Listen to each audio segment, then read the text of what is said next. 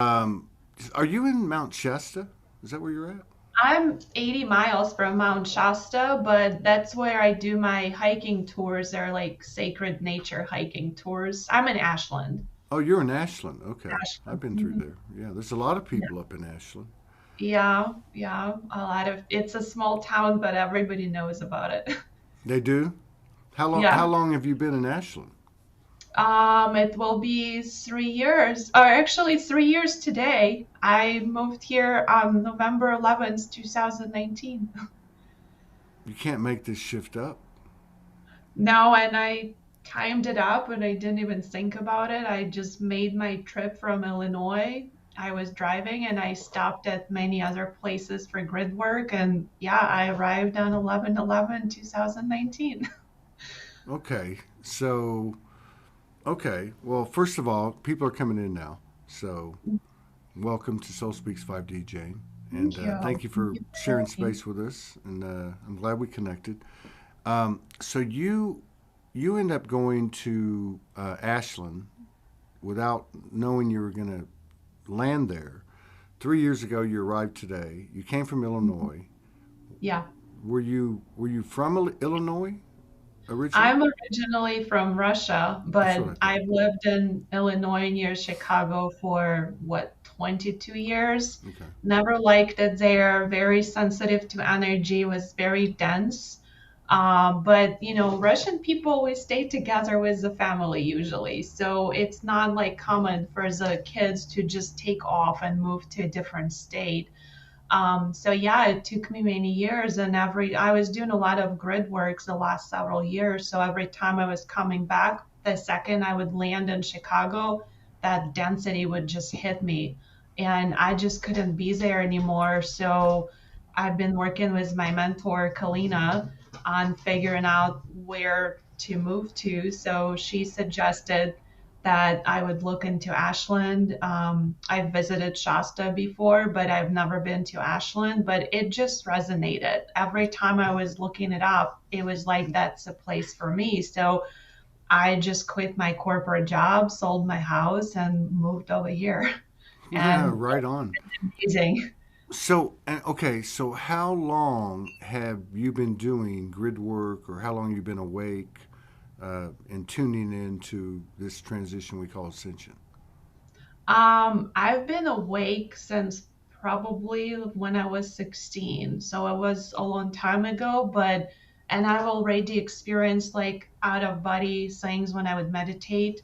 And then like I've experimented with plant medicine and stuff. And we would talk about like multi-dimensional aspects, but I wasn't aware of it. And then the grid work I've started doing also probably over 10 years ago, because Wow. all my vacations, I would intuitively pick where I need to go. And then I would look at the travel guide and like would pick the trails. They were all nature spots like Okay. volcanoes and things like that. But it wasn't conscious, it was more unconscious. And then I went through the twin flames thing, and that's activated me into like going into service.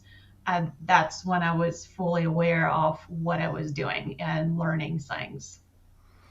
Because I spent some time in Chicago, and I, Hmm. I had a lot of Polish crews, but I had some Russian crews too. And then other places I worked in the country, what you said about the whole cultural thing with a lot Hmm. of ethnicities where the family is still very much the basis, regardless of the age of the children, et cetera, et cetera. So when you took off that time, consciously, I would assume, not knowing you're going to move to Ashland, you just went on this trip in 2019, just started Yeah. driving.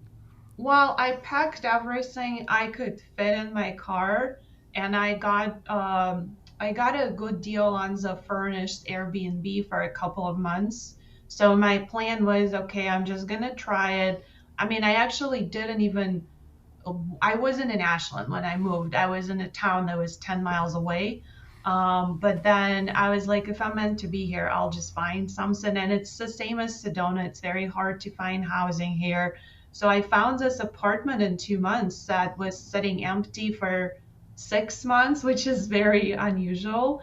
and very cheap price. And I just moved in, and people gave me a little bit of furniture because I was planning to bring my stuff in March, and then that's when the pandemic started. So I had to like push everything until further away. But it just everything aligned, because I was meant to be here. And now, you're a practitioner. Do you work with people? Okay. And Yeah, so I'm an intuitive energy here, like psychic. I channel stuff during my sessions and have visions and things like that. And I also do regression hypnotherapy. So I've studied with Michael and Ron. oh I yeah, got yeah, yeah. It's a yeah, small I got world, isn't it? it is. And then I started doing the hiking tours in Mount Shasta. And now I'm studying galactic astrology. So that's going to be tied into past life regression and like where you came from in terms of galactic aspects, what planets and star systems and how it's impacting your life right now and what karma you're clearing from those star systems. That's interesting. That's interesting. Yeah. Because I mean, I Yeah. look at it like if I tap in to my own, I guess you would say galactic lineage, which I feel like somehow is connected to human lineage rather than Yes. soul lineage. It's all soul lineage, but I feel like I can pick up on many, many, many places, right? But I would wonder, is galactic astrology like if it's based on our birth date here for Mhm. whatever esoteric astrology or Earth astrology, how does it start or what's your point, your natal chart point or whatever it might be with galactic astrology? So it depends. I mean, for those of us who've had many incarnations on Earth and everywhere else, like the old soul, what you would say, we would come through some type of stargate, and there are many of them, like Andromeda is one of them, for example. And then we would stay on different star systems, and then we would be involved in those like galactic wars. Like Right. a lot of us have been through the Lyran wars, and then we went, as refugees to other planets. We went through like Lemurian time, Atlantis. But then there are other souls who came from other galaxies too. So it's all in our natal chart, like the outer planets, the Pluto, Uranus, and Neptune. Those would be your first point of origin as a humanoid race. So you would look at the star alignments on those, for those lines in the chart. And there's a website where you can look it up, but it's like the interpretation that Okay. makes it hard. Um, yeah, and it's all there. And then you look at the inner planets where your soul went after that. If you have a lot of Orion, for example, in your charts, and you probably were involved in those races and fighting the dark forces.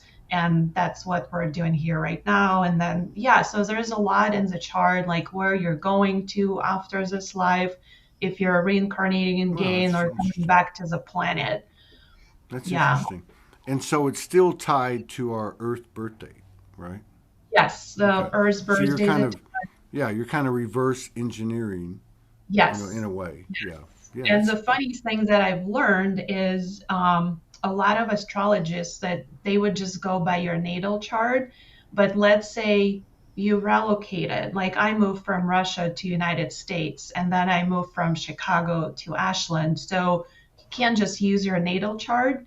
You have to look at the relocation chart because things change there. right. So you might have already went through that karmic lesson in that first location. So if you just going off the first location, it's not going to make sense because it's like it's not going to resonate. Right. But then you have new things you're going to be working on based on the new location where you're It at. makes a lot of sense to me for Yeah. someone that's moved around a lot because, um, yeah, there's something to be said for the coordinates of a soul at any given moment or extended period of time. If you're living in a place for extended period of time, that would be relevant to really to your past, present, and future, I guess, wouldn't Yeah. And I just had a client and she became a friend of mine. She was IQH, regression hypnotherapy it? client. And we had a session where she was in those pyramids, mystery school, like light beings and stuff. And we couldn't really understand where she was at exactly, but I mean, it was very emotional, a lot of remembering, that those places. And then she is in Egypt right now on a trip, and everything is like aligning back to that session we had. And she's texting me and she's like, "Oh my God, it's like the same pyramids, the same energy." So it's part of the soul was calling her there because there's something there for her, to do or to pick up like energy signature from the prior lives, but also receive activations. And then the pyramids are connected to Sirius, of course. So that's why a lot of us are going to those places because it's our soul calling, remembrance of places we've been before. Right. Yeah. And Um, do you regress a lot of people? Yeah, I mean, I've had a lot of clients and I get a lot of those galactic sessions for some reason where they're off That's probably doing, because you're an ET. If you can't. oh, I'm sure I am, but Okay, I'm also working with like elementals too. When I I can work, see that. a lot in nature, so I'm very connected with elementals and divas and things like that. Yeah. Yeah, I want to dive into that a little bit, Mhm. but I wanted to ask you, you know how Dolores Cannon, Allison Coe, and others kind of assimilate the collective sessions, I guess, the collective coding or information of the sessions they have. And then they'll talk about, you know, things that are coming through in the sessions that are more collective or apply in a more general aspect. Do you have that kind of experience, or are they all very, very individual? They are, but at the end of the session, we would ask if there's a message for the collective, but sometimes I would just feel that something is for the collective. If, for example, Angie and Rob from Twinfinity, I think they've been on your show several Yes, times. yeah, I remember them. Yeah. Yes. So Angie is like very psychic. So, or Kalina, when you regress people like that, they just start channeling right away. So sometimes we would get together and we would be like, let's just do a session for the collective. So we would ask questions related to the collective. So again, sometimes it just comes through in the personal session, and sometimes, that's the intention to do a session so we could have the answers for the collective and help others. I always wonder about, because the solar flash has gotten so much, you know, whatever, so much advertisement. Yeah. Like I remember in 2019, there was a big deal. It was like, oh, they came through in QHHT sessions. We're having this big solar flash. It was very descriptive, and then it happened again, I think, last year. I think there was some talk about it earlier this year. Um, I just wonder, like, if I was a practitioner, what it would be like to be a practitioner and to hear all these different narratives and still try to maintain my sense of it's all metaphoric would be kind of difficult. Like, do you run into that? Like, where you're challenged by it? Like, oh, there's going to be a solar flash, or were you, or are you able to stand outside of it and see it more energetically or metaphorically? I don't get attached to the story or anything that comes out of a session. I just kind of, take it with an open mind. That I know that people are tapping into the same field because you can have different clients, and different practitioners having similar experiences. So then, okay, if my client had that session and then someone else had a similar session and they're all perceiving the same information, they are tapping into the same collective field out there. But I also think that there's so many different possibilities out there, and different, dimensions. I mean, even every thought that we have, it creates Right, already a parallel world, right. with that thought. So I think people might be tapping into that. I haven't been paying attention to the solar flares because I'm not affected by them as much. I think each one of us is going through like integration, and then at some point we would integrate the energy. So we're not as much affected by it. You Right. know, same with the moon cycles. Like I used to be affected by them a lot, but now it's like I'm fine, you know.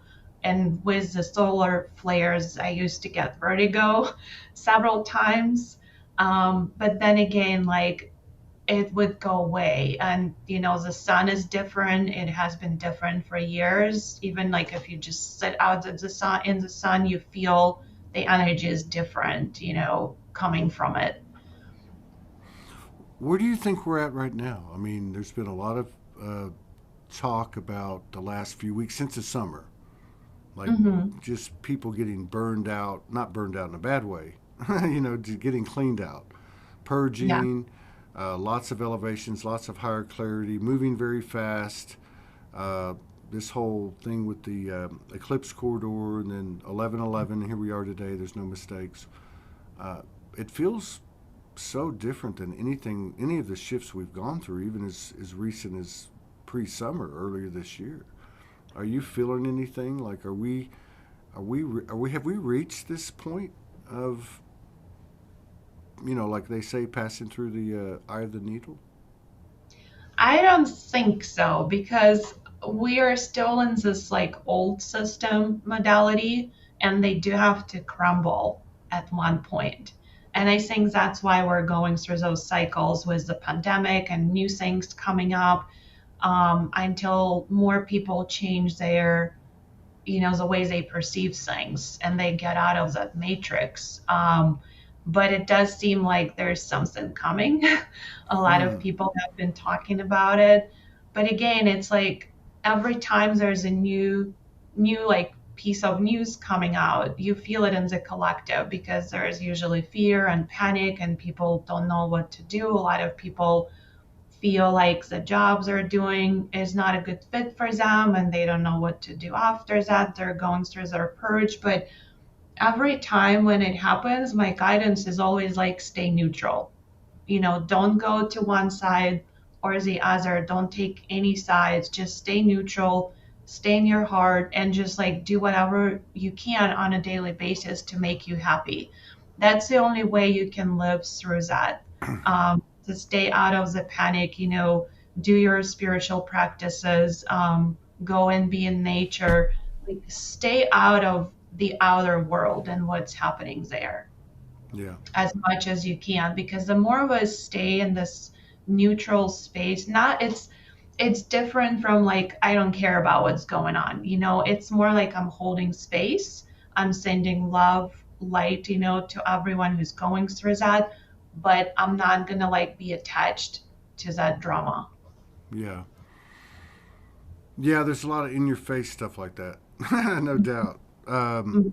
But yeah, Right. like this, and yeah, I think you're right. It's not you know, what is it? Not ambiguous. You know, where you don't care. It's not about not caring. And then Like yeah, yeah. but there's this other thing, this neutrality, where you're actually holding both polarities in the same place. Hmm. Like, I mean, we could use so many different examples. Like, even the perfect government or the perfect Yeah. education system and the one we have now. It's like we have to hold them both in the same, at the same level of relevance, you know, Yeah. and yeah, and revere them the same. Yeah, Um, and I would even go to extremes of, you know, if you don't like someone who is in charge of a country or something, you know, they're also playing their role, and right, that's what they right, chose. So they're not really the bad guys. right. They chose to play that role so we could transcend and we could, you know, grow. So if you look at it from a different perspective, so they're going through their process, they don't understand sometimes, and they also need this healing. So instead of like hating them, maybe send them some love and healing Right. and some good vibes because there's again, that's why there's no dark like bad and good, you I know, agree. I what you agree. make of it. And it gets a bit complicated with some of these narratives, you know, like with the whole thing Mhm. about clones and Right. transhumanism. And but I always look now. It's kind of hard to look at Biden sometimes because I wonder is that even a, you know, I don't know, but But I still, what I'm trying to say is, I see a person. Like, no matter what role they're playing, if it's one where there's millions of eyes on them versus none, it's really no different. They're going through the same thing. So I was watching a video, you know, how you just surf through the reels, and I saw a video of Obama and yesterday, and I don't even know what the question was. Um, but I could see in this person who I, you know, obviously we develop different opinions and biases and prejudices. I'm not deep in all that, and I'm not deep in politics. But just from a truth frequency kind of thing, and he was actually answering this question from just like the past week, and he was so human. I was like, oh wow, like he was basically saying, I don't know, I don't have Yeah. the answer. I'm like, wow, he is a human being or whatever, or is that a robot that can mirror us, or I don't know, but there's something to what you're saying, that everyone's being affected the same way. Doesn't matter if Right. they're the Queen of England or Mhm. someone that nobody knows about that lives in obscurity. Yeah, yeah, and there's also if you don't like something in another person, it's always a reflection of Of us course, yeah. in some perspective.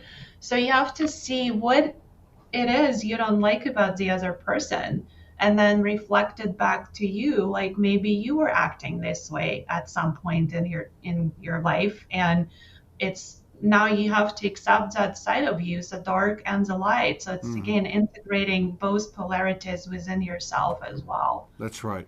And I think that's been something that people are coming into now, or even like this year, this blistering year we've had, where just because we see something and it absolutely doesn't look like something that we are or would be or would do, we can be carrying the other polarity. Yeah. You know what I mean? We can be carrying like the perfect light or whatever, but we have to have both. Yeah, and I think that's what people are coming into, and I think the energy is supporting that. It's kind of almost Yeah. like happening anyway. Yeah, and I'm also seeing with clients and just people I'm interacting with, and they're in different fields. They're in the healthcare, they're teachers at colleges and schools, and they are awakening. Good. They're not understanding what's happening to them. So Wow. it's very hard, very emotional, and they see the flaws in the system. So now they're like, okay, what can I do to change it? They're starting to implement it. I mean, even people working for the government. I mean, because I deal with Forest Service and getting permits for my hikes and stuff. Even they're seeing the flaws in their like systems, and they're like, yeah, I don't understand why they're doing it. So those new people coming online now or awakening, there are Right. the change. Wow, that's powerful. Mhm. And to even think that we have to get a permit to go hiking? What the Well, fuck is it's that? for commercial use Yeah, but only. even then, I mean, this is, you know what I mean? Like, Yeah. I mean, we talk about the institutions crumbling or being transformed or reconstructed, but when you look at the depth of what is it, the lunacy, to pay to park, to the possession, like the crumbling of these institutions is nothing to me, anyway, compared to the crumbling of possession, ownership, copyright, trademark, owning anything as your own.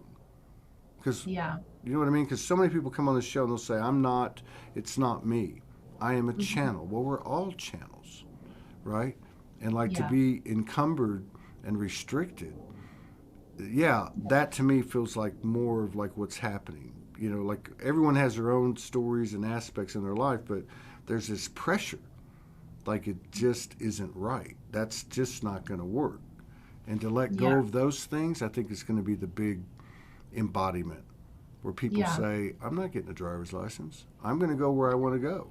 And you're not going Yeah. to stop me because there's no, you know what I mean? Almost like what you're talking about with the forest people, how they're going, this doesn't make any sense. And so at Yeah. some point, they're going to not going to participate. Exactly. I mean, there is a good part of it too for the permits because there are a lot of people bringing a ton of people out there and they're trashing Mount Shasta. So this is their way of also keeping track, and so the mountain stays the way it is, Mm. and there's no garbage out there, or nobody's dumping stuff into the creeks and stuff where people drink from. Mm-hmm. So some of it is protection, and they're actually very awake, a lot of them, because they're rangers, Right. conduct free educational events about Lemuria. Really? Well, you Yeah. know, if you think about it, I mean, it would make sense that if you took the government as a whole in the United States, for instance, those that would be in nature, that department that's working with nature Yeah. consciously and unconsciously, like you doing the grid work, not know, even knowing you were doing, you know what I mean? That they would be more open. Yeah, They would and be I've more in seen tune. posts from, I follow, national parks that I visited where I've done grid work, and some of the posts that they make, it's really amazing. They would be posting about meditation, like, come to the park and just like enjoy and meditate and close your eyes and like, stops the thoughts. And I was like, wow, this is like national parks. The government is into that now. Mm. So that's really amazing to see that. You can Yeah, see again the yeah. people. Yeah, and it's amazing too, like to be here in Sedona and see the opposite, right? Like well, you have it over there too, I'm sure, with the whole Airbnb, Mhm. trying to find an RV spot that's weekly or monthly, the prices, the restaurants. It's so crazy because no matter where you go, um, Shasta, Sedona, whatever, you can still see these gross polarities still Mhm. presenting themselves to you, I guess, to us so we can continue to integrate. Yeah. Yeah, yeah, yeah. It's the whole West Coast, really. Very hard to find a place to live, Oh, and you mean prices price? Oh are my God, yeah. Well, yeah, yeah. yeah, So now this whole thing with you and nature, all right. Well, let me ask you this first, because you seem very galactic, yeah. but I can see the organic in you too. But I'm just saying, Um, do you have like a connection or an affinity for star family or specific star systems or species? I connect with many because I've had incarnations in many of them, and I mean I was here during like Atlantis times and Lemurian times, so I'm very connected to that.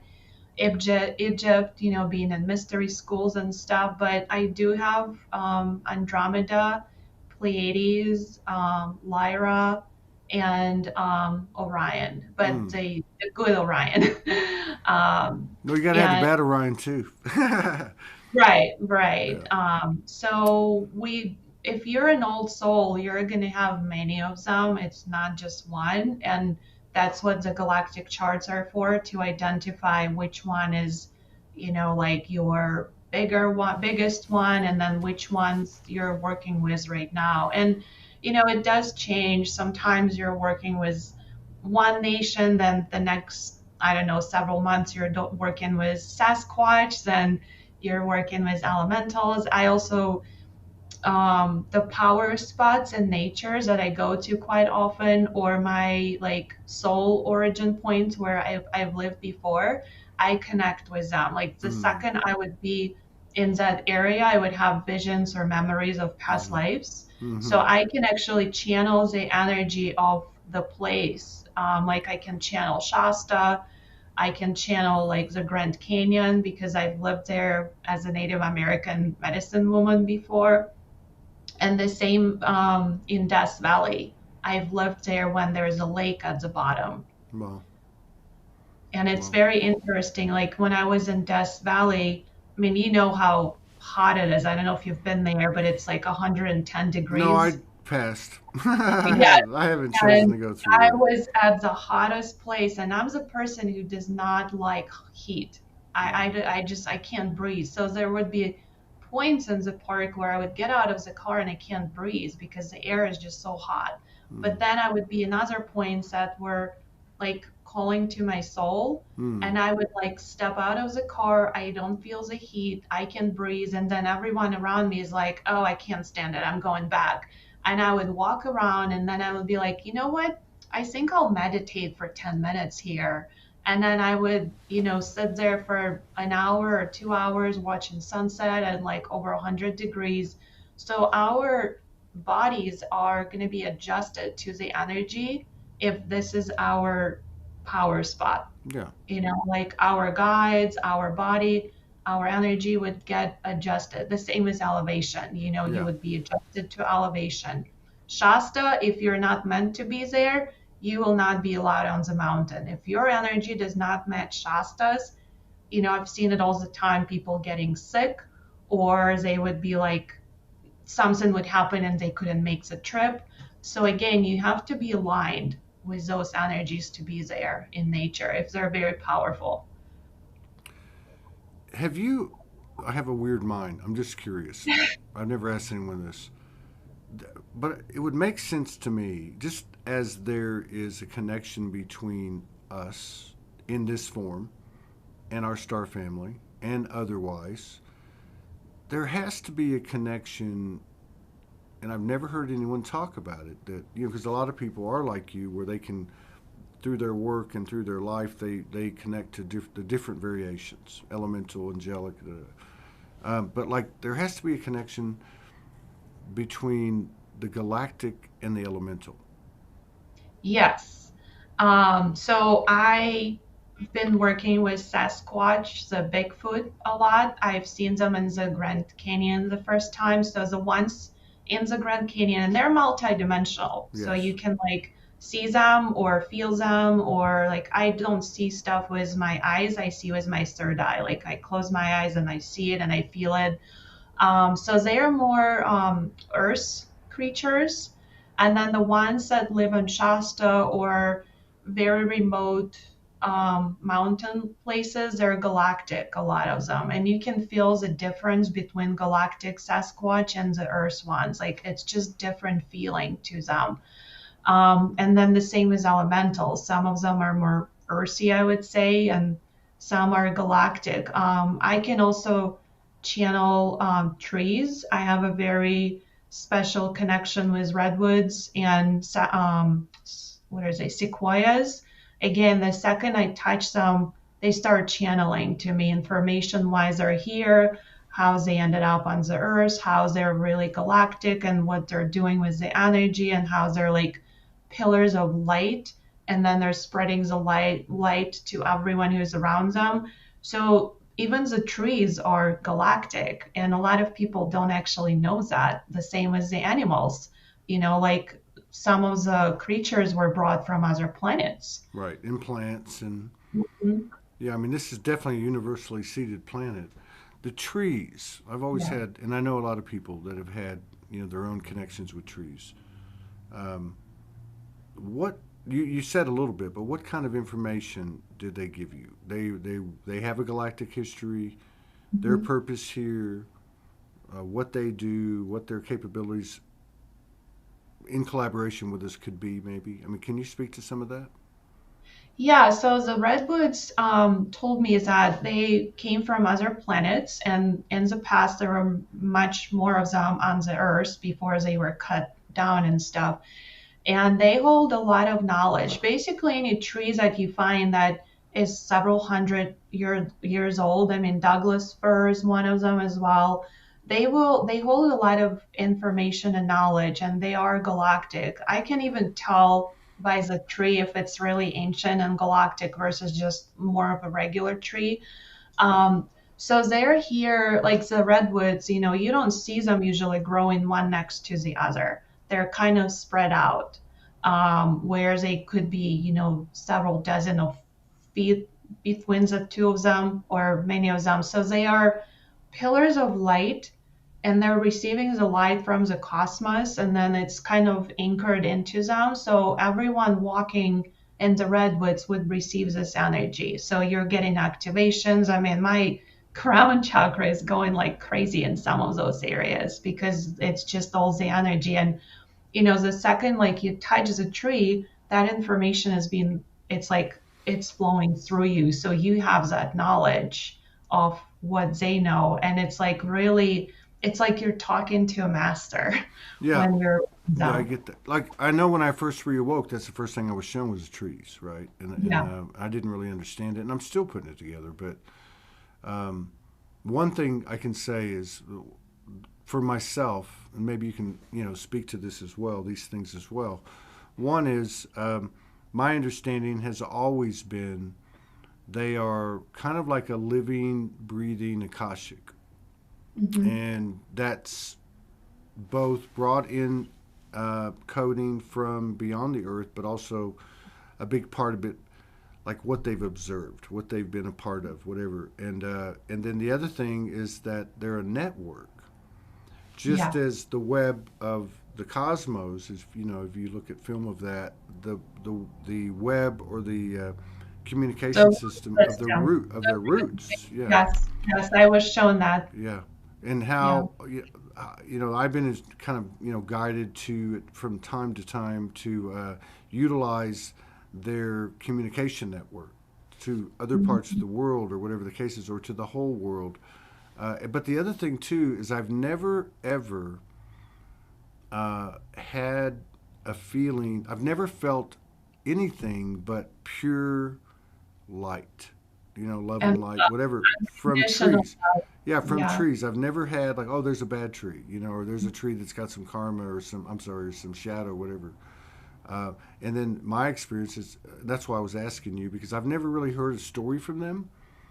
I will get like, let's work on the lower back injury you have. I'm going to show you how to, like, so we like heal, or they'll show me like, certain things. And most of this has been years ago, but yeah, that's interesting though that you have both the galactic and the elemental nature thing going.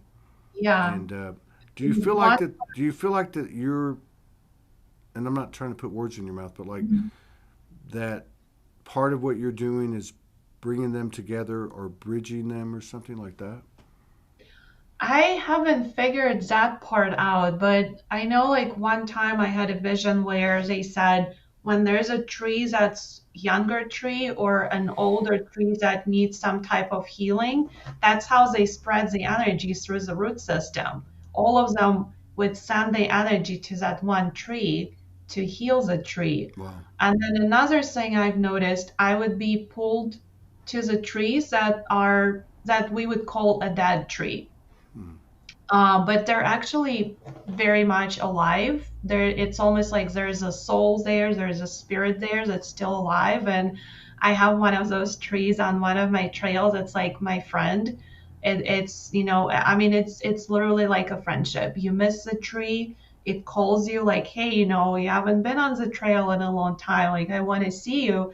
And then you hug the tree, and it's just so much love pouring into you, and also knowledge. I like how you said it's Akashic records, Yeah. because they've been on this earth for like hundreds and thousands of years, just how much they've seen of the landscape Yeah. changed, even that. So it's again, you hug the tree and it's like you almost start crying because of the connection. It's just that unconditional love you're receiving from them. And another thing that I also do, I work a lot with, because we have a lot of wildfires around here.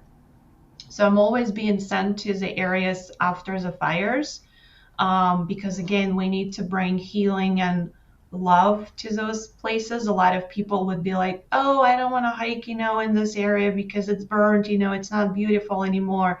But it's very, very intense and powerful energy because you're standing on the verge of like death and rebirth, and it's happening in front of you.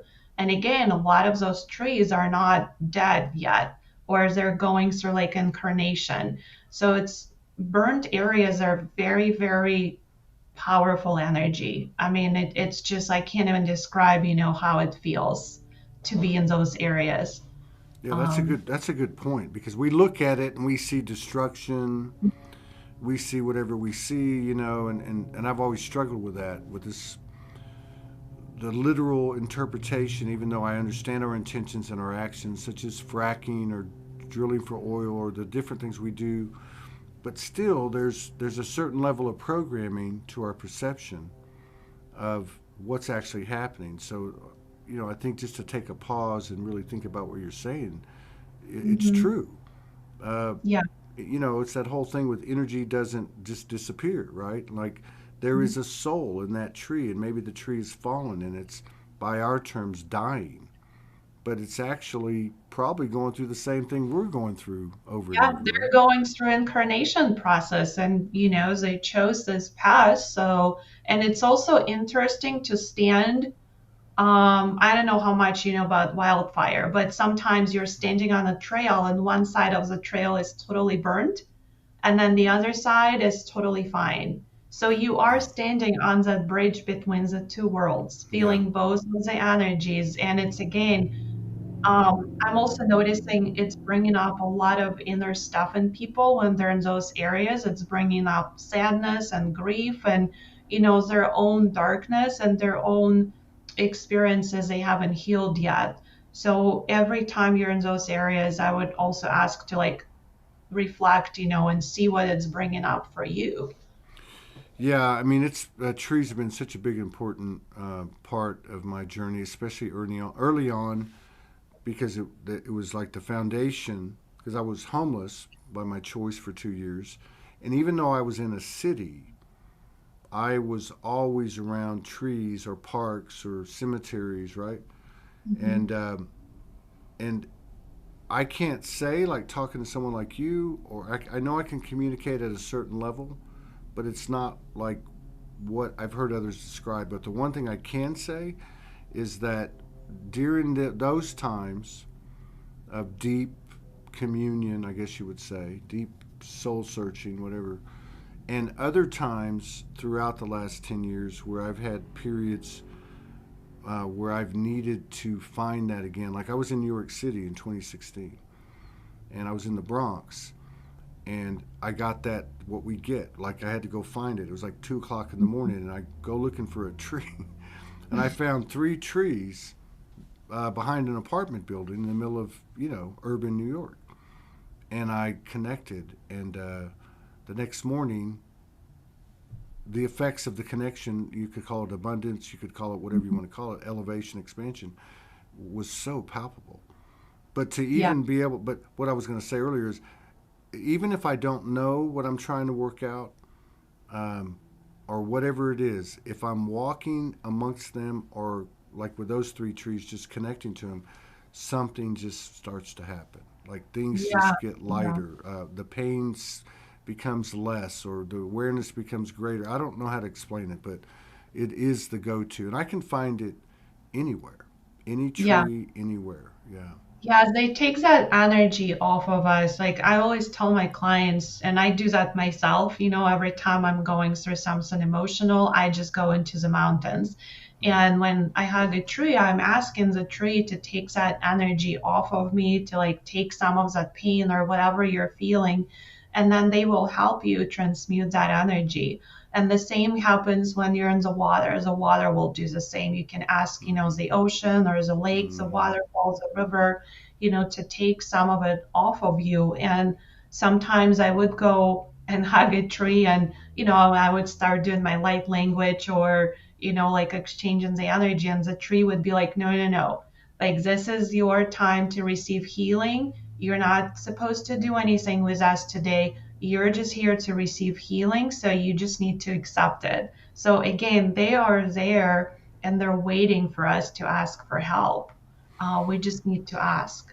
Yeah, like all of our other aspects. But there's something Right. about those things that are closest to us. All this time we've been looking out here, Mhm. with the Yeah. stars and our past memories and all, whatever.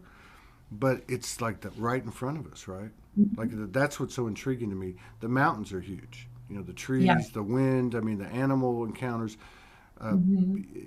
that's why, like what you do, and I know there's some people that do that around here in Sedona, and I've never been on one, so I shouldn't speak to it. But I can feel in the energy of what you're doing.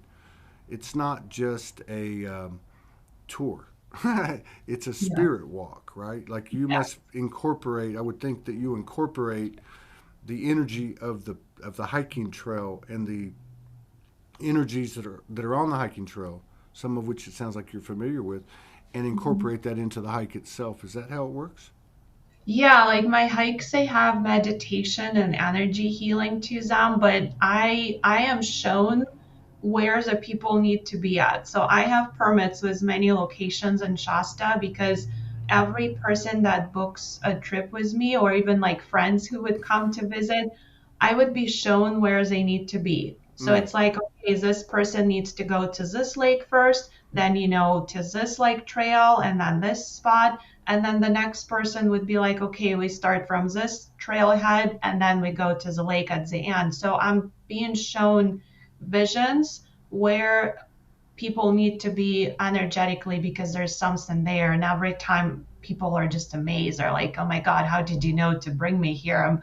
I was like, I don't know, that's the spot they showed me. So now my friends who know how I work, they would be like, oh, where we are supposed to be, today. Like, can you, mm, once you know your inside, or even when someone comes for energy healing, I would be shown like, oh, you need to go to this fountain, or you need to go and, bring a journal and sit by the ocean. And then, they would follow that and they would be like, thank you for doing that because I received a lot just by being there. mm.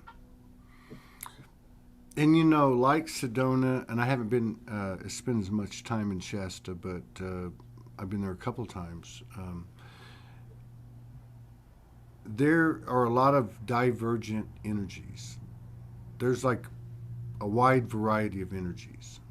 Like Mhm. it's like a soup bowl of galactic, elemental. I mean, light energies, dark. You know what I mean? And Yeah. I and um, there's a certain spot in Shasta there's a restaurant, there's a Burger King across the street. It's right off a little overpass. The restaurant's Black Bear Diner. And twice I've been there. Once was really loud. And that whole little corner, that whole little pocket just seems to have this really weird energy. Almost like you're walking into a time warp or something. Do you ever experience that? Like when you're in Shasta, Yeah. Well, certain spots? It's not in Shasta. It's pretty much everywhere. I would say you're just very sensitive to other energies. Like I can't be in the bar or restaurant if people are drinking and they're drunk because I would feel drunk within 10 minutes. And the same like with people who are smoking, pot, I would be feeling high if I'm around them. So or big gatherings, I can't really be there because I would pick up that energy and it's very hard for me to be there then.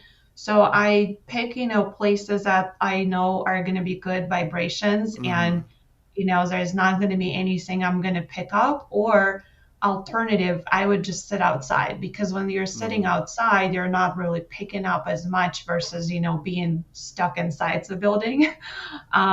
So it can happen anywhere.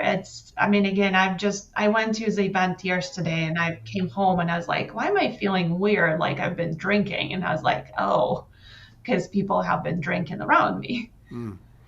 Yeah, I was just talking about an area that was, just normal.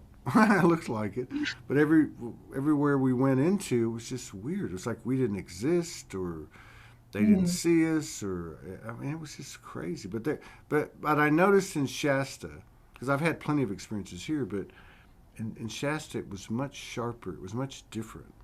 Um, yeah. like to go from a place that was uh, I guess imbalance or comfortable. It was such a sharp difference, and I noticed that a couple of different places that I went. Now, Yeah. are you connected to our relatives in Teos? Do you commune with them? Do you get messages from them? Inner Earth? I haven't looked into them yet. A lot of times when I get information, I don't really know what star family it is. Or I would see them, I can see they're galactic, but they would be like, it doesn't matter. Like, you don't need the label or, the names. It's more of a collective, like your soul family coming in. And then they just bring, the message. And of course, I make sure that the message is coming from the light, and they're benevolent beings and stuff. But yeah, a lot of times I don't have the names. It's more of a collective, just the soul family coming in. Mm. Um, So I would just post channelings or I would talk about them, but I don't really know who they are.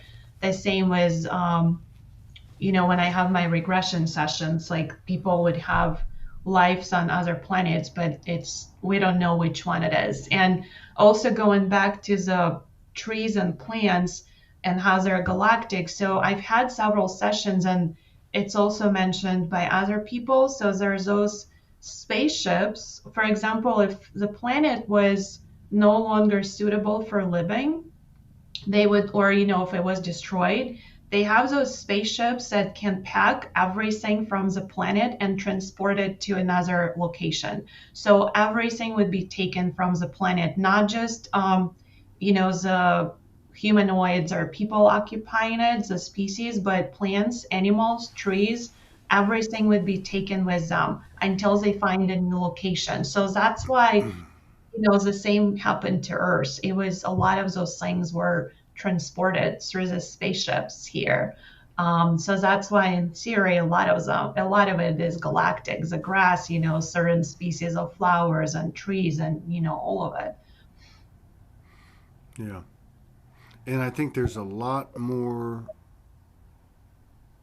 species inhabiting the earth than even the most open, disclosure form or of a platform. You know what I mean? I mean, Yeah. because we're talking about, uh, in regard to what we're going through, in part, is where we're becoming more sensitive to um, other dimensions or frequencies. They're coming into our visibility. That Hmm. seems to be happening more and more and more. I think that's one of the real pleasures of this show is to hear different people's experiences, be they with phase or galactics or whatever.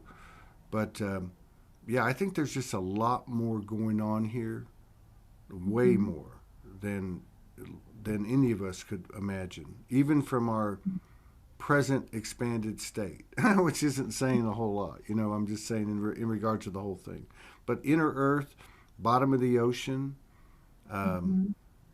what we're seeing. I mean, how do we know when we're looking at a whale or a dolphin that that's not just a hologram of what they're showing us? Maybe they're, you know what I mean? I mean, there's just so Yeah. many things that because look at even this show, like the different things people talk about and think about. Like you said earlier, they're all reality.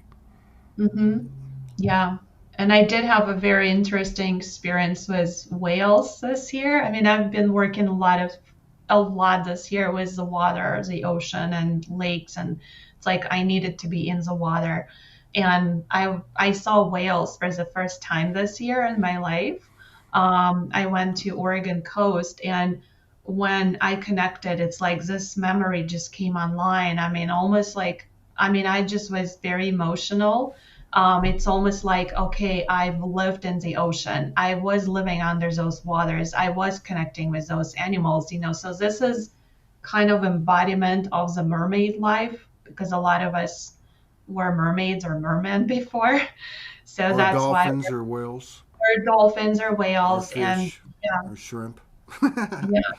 So it's very interesting when you get that, emotional reaction to something when you're reading or Mm, watching about it. It's like you just know. yeah. Yeah, yeah, totally. Yeah, I think Yeah. about like when I was in first and second grade, and they had this collection of books that were like, I don't know, like 24 books or 30 books. And they were all about stories of individuals in history, Mhm. but many of them were like Native American, and probably half of them. And I couldn't put them down because I just kept, like, I guess I didn't know at the time what was happening. But it was I guess a download, memories, Yeah. whatever. Yeah, the same happened to me. I've been doing sweat lodges for many years, and then I've been to a Sundance, not as participant, but I was supporting my friend who was Sundancing, and everything just was very natural to me Right, since the beginning. It's like I've done this before, right, like it's right. not new to me. I'm just remembering. And when I was at the Sundance, they did have the piercings and stuff. So with some people, like my friends, looked at it and they're like, you are fine with that. You can watch it, like it doesn't bother you. And I was like, no, I mean, it's like, I've seen that before. So there is no reaction to it, even though I wouldn't maybe do it personally, but I had no reaction to it. It was like, it was the norm because again, that memory was active of Hmm. me doing it in the past and living with those people. Well, that's another thing too. I don't think obviously there's a lot to learn. Yeah, there's a lot to come into awareness of. But even if you look at the true indigenous that we can get our hands on, like in Eastern, what is it, the Mongolians, uh, the the contribution they've made to the seeding of this planet. I mean, I have some of their, I have Mongolian blood. I think probably most of us do. I mean, I've had memories of that. You know, like, and and but it's like you, it's not always visual. It's just more of a feeling and knowing whatever. Yeah. But my point is that when you have, because we're only talking about the very recent history, right? A lot of what we brought into these arenas has come from our own personal channels and the stuff that we shared with each other. But like if you look at just like the heart, what we can call recent history or what we can put our hands on, all of these indigenous civilizations, different parts of the world, there's some common things that they all have. And Yeah. you find them through hieroglyphics and through paintings, or you can see Egyptian hieroglyphics in Sedona area and Australia. I mean, like there's all these. Like, how did that happen? Like how did they? That must have been the original. I don't know, sacred way of life or the way of life that even though we were primitive or whatever, we carried out through the soul. It's Yeah, I it's. think they were very connected to nature. That's what I'm Mm-hmm, noticing. You know, mm-hmm. they were totally in tune with nature, where a lot of us kind of lost that connection and, got disconnected. And even when I started hiking, when I moved here more, I noticed how my vision and hearing changed to the way how it was with the natives. Like I can hear a bird flying not far away. And that's how I know to turn and look what's there. And then there would be like this owl that nobody ever sees because I'm like in tune, my hearing now, I can hear a snap of a branch and then I turn and there's a bear there or a What? deer. A bear? Yeah, I What do have a you mean? very special connection with the animals. So I Well, I see do more. too, but I mean, I'm not gonna want. I don't want to be. I have a real strong bear totem with me, but I don't think I want to run into one. Have you ran into one out there? I can't even count the times how many I've seen so far. I can see like two bears at the same day or like a bear 2 days in a row. They're black bears. I mean, not grizzlies, but Doesn't matter. it's Bear's a bear. Yeah. it's also my power animal. So I have, a connection with them, but it's amazing to see them in nature, not, in the zoo somewhere and like Yeah. seeing the mom, with the cubs and seeing them over several months and seeing the cubs growing and stuff. Wow. But yeah, and like the vision too. So like I would go and I scan the area in front of me, so I see all the animals. Other people don't even see them because and it's not even intentional. It's just what my body started doing Mm-hmm. automatically. The hearing, like scanning, the stuff in front of me, and that's how the natives were in the past. Yeah. They were so in tune with it. So our senses start developing the more time we spend in nature, I think. Yeah. It makes sense. Well, there's a continuity. There's a connectivity Hmm. that's the same. Even though it's a physical form, it's the same. Well, physical and non-physical. The same connectivity we have through the cosmos, through our dimensions, timelines, Right, and all that. But right. yeah. And I hike with a dog, and a lot of those animals, they don't like the dogs. My dog is like, he's very spiritual. He's like my soulmate. We've had Uh-huh. many incarnations together. Wow. He's very chill with the animals. So, like the deer and others, they don't even mind him. Like, they can stand several feet apart. They're not afraid of him. He's not doing anything. So, again, there's like this deep understanding that there's nothing to be afraid of from both sides. So it's interesting to watch that connection with the animals as Wow. well. Wow. That's very cool. Yeah. Wow. It was a powerful hour with you, Jane. It was Thank you. I really enjoyed it yeah, too. me too. It was Thank you awesome. for having me. Absolutely, absolutely. And yeah, maybe we'll run into each other up there some point. You know, who knows, somewhere. You know, I Yeah. guess Well, I we're come to Sedona as oh, well. okay, cool. Yeah, cool. You and I know many people, similar people. So, Very cool. All right. Well, I appreciate it. Thank you so much. And yeah. the best to you and all your loved ones. And we'll see you the next time we see you. You take Thank care. you. Okay. Blessings. Okay. Bye. Bye bye.